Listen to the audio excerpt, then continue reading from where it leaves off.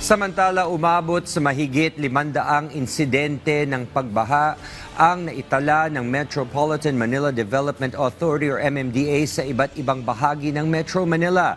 Ayon kay MMDA Chairperson Romando Artes, mahigit 200 sa mga ito ay humupa na, pero ang ilan sa mga ito ay umabot ng hanggang gutter deep na baha. Sa ngayon, nakaantabay ang ahensya sa mga apektadong lugar. Tuloy-tuloy rin ang pakikipag-ugnayan ng MMDA sa DOTR para sa libreng sakay ng mga na-stranded na pasahero habang puspusan ang isinasagawang declogging operation sa Metro Manila.